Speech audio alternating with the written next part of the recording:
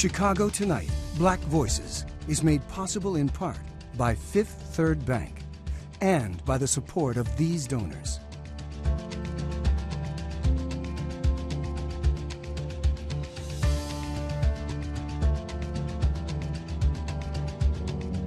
At Fifth Third, we believe when diverse voices are heard and empowered, communities are made stronger, lives are made better, and the future holds greater promise for all. That's why we're proud to support Chicago Tonight Black Voices. Together, we can make a difference. Together, we can drive change.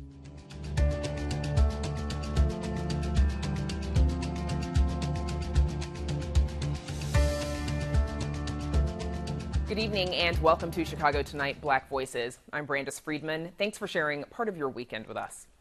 On the show tonight, Chicago's Resilient Communities Guaranteed Income Pilot is ready to take off. Community partners share their hopes for the program. An internship with the Nature Conservancy connects teen environmentalists with the Illinois prairie. White Sox favorite Minnie Miñoso is being enshrined in baseball's Hall of Fame this weekend. The Chicago Tribune's Shakia Taylor weighs in on what she says is an overdue honor. If we can have this year-round, I think we can directly have an impact on violence. And hear about a basketball camp that's taking back Chicago's streets while creating safe spaces for kids. First off tonight, both Chicago and Cook County are in the process of launching guaranteed income programs that'll provide more than 8,000 residents with $500 a month, no strings attached. While applications for Cook County residents open in the fall, the residents chosen for Chicago's Resilient Communities program have already started to receive those monthly payments. According to city data, 176,000 people applied for the program. Of those applicants, 64% live below the poverty line, 68% identified as Black or African American, 70% of applicants identified as a woman, 17% cited having a disability, and 9% indicated that they are housing insecure or homeless.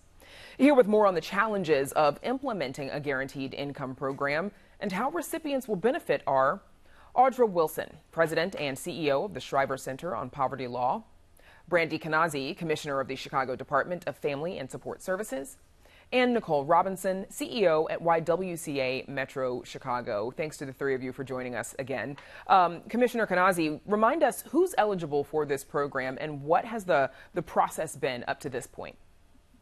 Thank you. Good afternoon. So residents who are 18 years or older live in Chicago and earn 250% below the poverty line or less and can demonstrate a COVID-19 negative impact were eligible for the program. Applications closed in May, and by the end of the month, 90% of the selected participants will have received their first payment. Payments began going out last month at the end of June. Okay. Audra Wilson, a big point of emphasis was that this cash comes with no strings attached. Why is that important? So direct cash payments, as this is, makes such a considerable difference to families. It gives individuals the agency to invest in what's best for their needs, whether they're starting a business or keeping a roof over their heads or feeding their families or caring for children. And the flexibility of the cash transfer is significant because with no strings attached, this is very different than many existing social safety net programs that have work requirements or can suddenly eliminate assistance when individuals receive any modest increase in income. So the flexibility is a very important factor in this program. Nicole Robinson, describe how the YWCA performed outreach for this pilot. Yes, Brandis, this was one of the most exciting parts of the program because for me, this was all about equity, accessibility, and impact. And there's so many residents across Chicago who, even before the pandemic, have been coping with job loss, with food insecurity, with housing insecurity, with lots of challenges with childcare, and that is stressful. And what this program does is not just fill the gaps in those areas, but actually provide some relief. So in terms of outreach, we were in the community, boots on the ground, and had a coalition of hundreds of partners across this city, all committed and unified under this one idea of making sure residents were aware. So that means we were in churches and faith institutions, we were in barbershops, we were in laundromats, we were going door to door, working with lots of partners to spread the word. I think the great thing about this partnership with the city, multi-language, Chinese, Arabic, Spanish, Polish, there were ways you could communicate in a way that made sense for community members. It was online and accessible. I want to say that it maybe took 20 minutes or less to complete that application. So the team did a great job to make it easy and flexible. But then we also had individuals and volunteers in the community ready at libraries, at schools, at other places where communities are, where they trust people to share information, because trust was a really important piece about this that we thought about clearly, to make sure that residents were willing to apply, were aware. And I as I recall, the first couple of weeks, there was a big rush of applications that came in. So we feel really good about the fact that that happened. And just to comment on the impact part, I'd say that the people who were enrolled in this process are people who really needed it. That's one of the things that I've learned, being able to connect with the individuals as they came in. And I'm sure that, yep. Well, I was just going to say, I'm sure that, the fact that there were 176,000 applicants is indicative, all of you are nodding your heads, indicative of the amount of need that is out there. Commissioner Kanazi, what are some of those critical details that you had to consider in order to get people the funds? So one of the first things we wanted to do is make sure that the program targeted caregivers and parents. We know that during the pandemic, many individuals had to step away from their regular duties to stay at home, to do online learning, or take care of their loved ones. And so that was really important for us. We also wanted to make sure, to Nicole's point, that, that first day, media really helped get the word out, but we knew that besides that, there were, hard to reach populations that we wanted to impact. So we wanted to make sure those who were undocumented, or domestic workers, or people who didn't speak English as their first language, that we really got to them. We thought about, how do we reach those who are returning residents or veterans? There was a lot of distrust from government. And so we wanted to make sure that there were trusted messengers in community that could get the word out. The other thing that we really thought about was just about the benefits cliff. We didn't want someone to say, I could use $500, but I'm on another, social service program. And so I don't want to lose my SNAP benefits or my SSI. And so our team lobbied really well and hard, I would say, that we got a waiver for SSI and for SNAP. And just to kind of put that in perspective, 56% of those who applied also had SNAP benefits. And so that's just striking. Of had we not done that, what we learned is other cities, excluded those populations because they didn't want them to be negatively impacted. The other thing was just really about, ease of use. To Nicole's point, individuals could complete, an application on their tablet. And so we just really wanted to make sure that we had a process that was inclusive and that people wouldn't have to come back a second or a third time. And I'm sure making sure that folks don't fall off of another benefit is an important consideration. Audra Wilson, you've said that this program can help advance the cause of social and racial justice. Briefly explain how that works for us. Sure. So the concept of guaranteed income has been championed by civil rights leaders for decades, including Dr. King himself, as a solution to address racial and economic justice. And this is a very bold but simple approach to combating poverty and reducing economic insecurity. And as you've heard all of us saying, existing social safety nets, they can be difficult to navigate. And it's especially true for Black women who face greater economic challenges, as well as greater barriers when seeking support. So across the country, these pilots have that offered guaranteed income have measurably improved people's financial stability. But I think it's important to note that launching this pilot in the third largest city in the country, concurrent with the Cook County Promise Guaranteed Income Pilot, which is launched in the second most populous county in the country, is extraordinarily significant, because these joint pilots can promote the national dialogue about guaranteed income and can help to craft broader national initiatives. Nicole Robinson, we've got just a few seconds left, but what's the level of need that you see among the families that you serve? I see it. I've seen it in the residents who have come in to apply, and Brandy and Audra both mentioned domestic workers and home health aides, and I was able to meet some of the women who came in, and their income had been disrupted during the pandemic. they're caregivers, they're taking care of children, not being able to make rent. And what I've learned about these income programs is that they really do make a difference and an impact. And studies show that it relieves stress for families, health and well-being improves, their stability. Families are able to put a little money away and save. So that is tremendous when you think about economic and financial stability. And we absolutely. So I'm excited about the promise of this program as it continues to roll out. Yeah, we look forward to covering this further down the road as well, both across Chicago and Cook County, as we see how it supports people and how it works, what your metrics of success are. But we'll have to leave it there for now. Brandy Kanazi, Arja Wilson, and Nicole Robinson, thank you all for joining us. Thank you. Up next, honoring a Chicago baseball legend.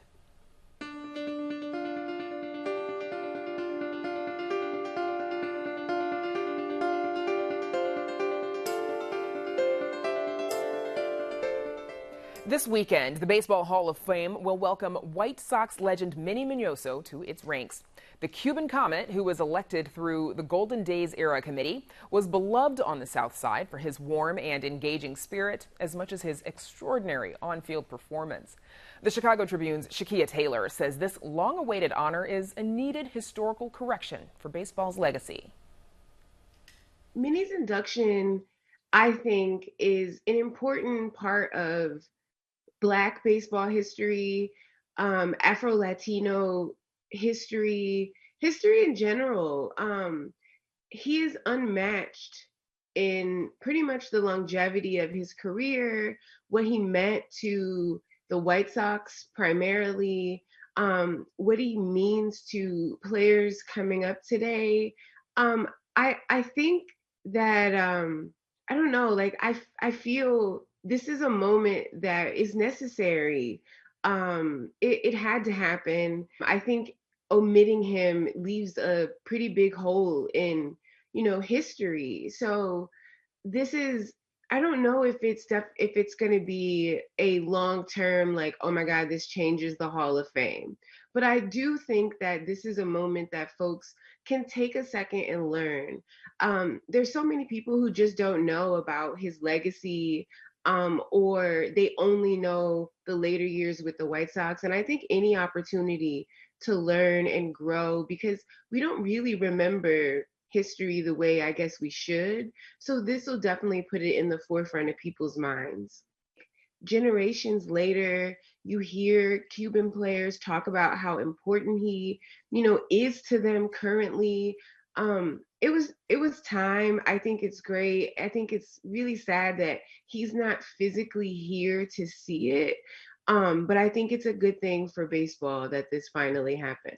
I think like things like this are great, but they don't validate. Like his achievements remain.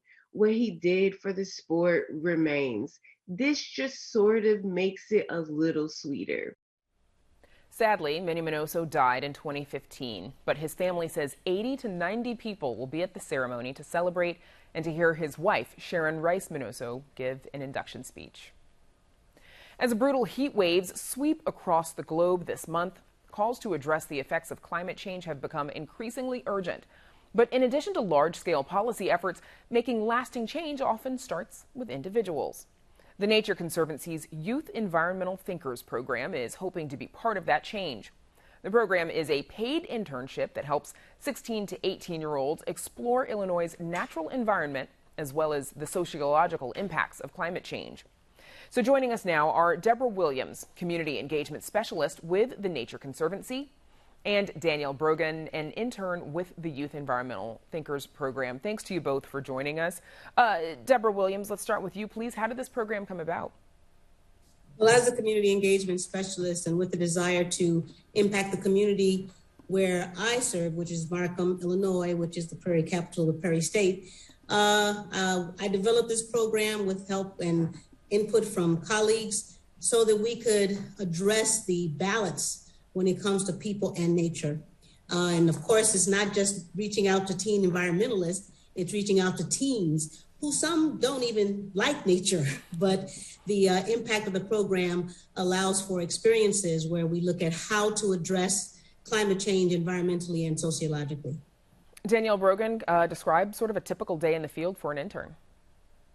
So a lot of our days we spent doing research or learning about how different parts of nature affect people nowadays, as well as every Thursday we would go out with the stewardship team and we were allowed to help out in the prairie, whether that be catching bugs or pulling weeds. It was really just in order to get us out into nature as well. Did you consider yourself an environmentalist before coming to this program, Danielle?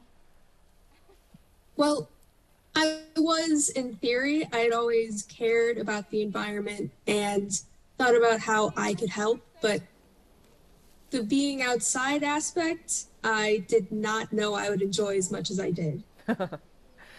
Deborah, why do you believe it's important for young people to be engaged in this kind of work? Well, I just believe that young people need to be engaged as they learn about themselves and others, and then to be informed about what climate change is, yes, environmentally, but also how we engage with people. Because often we want to get the work done that is connected to nature and the environment, but don't necessarily address people climates and how we relate one to another, and how, and even trying to talk about the environment, you can't do it with pulling people in like a noose around their necks, but being respectful about the people, even as you address the nature.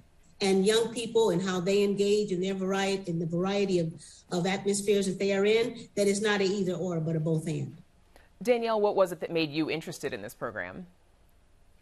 Well, my high school chemistry teacher recommended it to me, and next year I am majoring in chemistry with a minor in both environmental studies and communications, which environmental studies relates back to the nature aspect. However, communications relates to the people aspect of the program.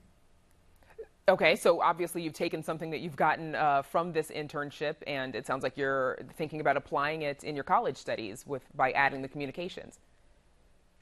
Oh, of course. What Ms. Williams has taught me about interacting with other people has really just helped me really connect and be able to learn and have respectful dialogues with others. Deborah, you've mentioned, one of the goals of the program's proclamation is connecting people to people and people to nature. Tell us what you mean by that. Well, because of my experience thus far, just since 2015, with the whole thing with conservation and caring for the earth, I found that often there was the intrigue of nature, the trees and the birds, which is warranted. But how I relate to somebody who's right next to me, that wasn't necessarily something that was championed. And so whereas somebody may see a rare bird and be all excited, realizing that the person that you have the opportunity to connect with on a daily basis or once is also very rare and very valuable. And trying to bring a lens towards looking at it in a balanced way, and both benefit. Deborah, also explain, if you would, the importance of getting teens involved in learning about, sort of nature, and how much does, climate change and the impact of climate change come into that learning? Well, I will go back. It's not necessarily, the program wasn't designed just to get teens involved in the effort, but it was an economic piece that was connected there. And as I talked about learning about themselves as well, it's sometimes the first job for some of the young people. So work ethic, responsibility, independent functioning. But if you don't know, and many of we had 5 interns this year, several of them were like, they learned something they didn't know. But now that they know about it, they can address it and even want to pass it on in such a way where they feel knowledgeable because they've experienced it. So teens have a voice and teens have impact and influence. So it just so happened that our program focuses on 16 to 18-year-olds, and they know somebody, and their somebodies know somebody. And so it gives the opportunity to expand the message of balancing the people and nature aspect and connecting people to people and people to nature, which means just really paying attention to what you experience outside and what you experience when you're in your different people climates, intentionally. So, Danielle, you've told us what you plan on studying in school, and you've mentioned that you're going to Monmouth College in the fall coming up, so congratulations there. How do you see this program sort of helping your professional goals later on? Well, really just being able to further interest myself in nature and the environment, as well as once I do get to a professional level, being able to open a conversation about climate change and have it be a mutual learning experience as opposed to something where there's someone blaming the other, which is not what we want, as Ms. Williams taught me. And so once you finish college, do you know what you want to be when you grow up? I'm not completely sure yet, but I am planning on getting my master's somewhere in the environmental chemistry field. Okay. Deborah, this week was the last field day for the program. Are there other opportunities for engagement in the future? Actually, yes. We've been intentional about wanting to stay connected. And like August 20th, we're having a Prairie Day in the area that's around Paintbrush Prairie, which is again in Markham and where our office is. And then on October 1st, we're having the All of Nature Festival. It's a tripartite now, actually four groups are partnered at the Midlothian Meadows. All right. It will sounds like a lot of fun. Sorry to jump in. Best of luck to you, Danielle Brogan and Deborah Williams. Thank you so much for joining us. Thank you. Up next, how community leaders are keeping kids engaged this summer.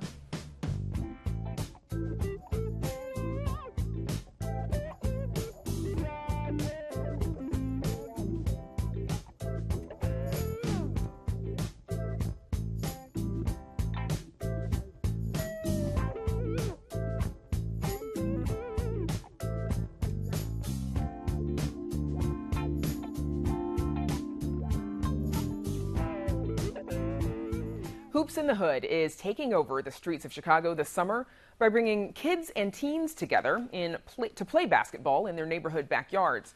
Chicago Tonight's Joanna Hernandez learned more about the mission behind the program and the leaders who are driven to make a change. At Salute Center on the far south side of Chicago, young hoopers come together to play ball. It's Coach Darnell Banks' first year participating in Hoops in the Hood. I've had the privilege of having coaches, mentors who kind of instilled in me, who poured in me some valuable things as far as being able to matriculate and become self-sufficient for self. And basketball happened to be the avenue for me. Coach Darrell grew up on the city's south side and is one of many community leaders taking part in the basketball camp. My job is try to get them to have an understanding of the cohesiveness between life and basketball because they go hand in hand, actually. Hoops in the Hood is an initiative that started back in 2006, aimed at providing safe spaces for kids to play basketball. I look forward to this every year because it kind of highlights a lot of the really amazing things that grassroots organizations throughout the city are doing. You always hear about all the bad things that are happening. There's a lot of really good organizations within the city. Alex Anaya is a coach and a recreational program officer at Local Initiative Support Corporation, known as LISC. He runs a league in Pilsen. One of the biggest things about Hoops in the Hood is that a lot of the programming that occurs outside. We're inviting the entire community to participate and be part of the events so that they can see that the youth are doing something positive. Every year, LISC partners with 17 neighborhoods and organizations within those communities to host summer leagues where hundreds of kids take part. Anaya says the program goes beyond learning basketball skills. Keeping kids safe and out of trouble, you're saving lives. While you have them in the gym, though, you got to change their mindset about everything, including academics, including athletics, including the way they treat their parents, the way they treat their teachers, their communication with law enforcement, which is one of the things we're trying to highlight this summer as well. Whether it's a local gym or an outside court, participants are going through various drills. It's fun, and I came here to play basketball with my friends. Other participants, like 10-year-old Sophia Khan, says she has her eyes on improving her skills for the big league one day. I want to be the first girl to play actual games in the NBA, to show to other girls that it's possible. And the program only happens in the summer, but community leaders who have been participating for years are working to have camps like this run all year long. If we can have this year-round, I think we can directly have an impact on violence. I think we will help reduce violence. For Banks, coaching kids not only gives him an outlet to give back, but says it's an opportunity to help boys and girls develop goals on and off the court. I would tell him or her to not be so hung on what's happening to you, and change your mindset and understand it's happening for you. All the things that you're experiencing are to teach you and show you who you are capable of being already. For Black Voices, I'm Joanna Hernandez. And once the camp ends, the program hosts a citywide tournament where kids from all 17 neighborhoods participating, they come and they compete against each other.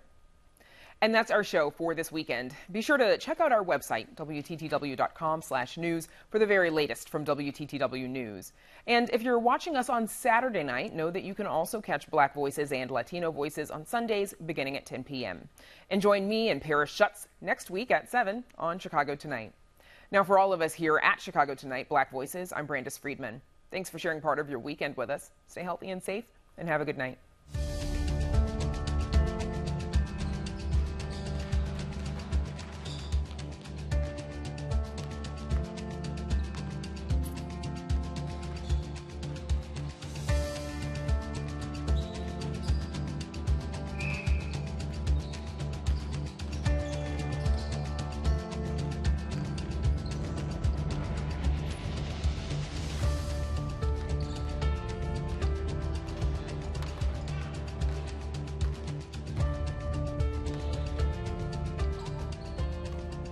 Closed captioning is made possible by Robert A. Clifford and Clifford Law Offices, a Chicago personal injury and wrongful death firm whose attorneys embrace a culture of philanthropy and service by volunteering their time, expertise, and guidance to help others in the greater Chicago community.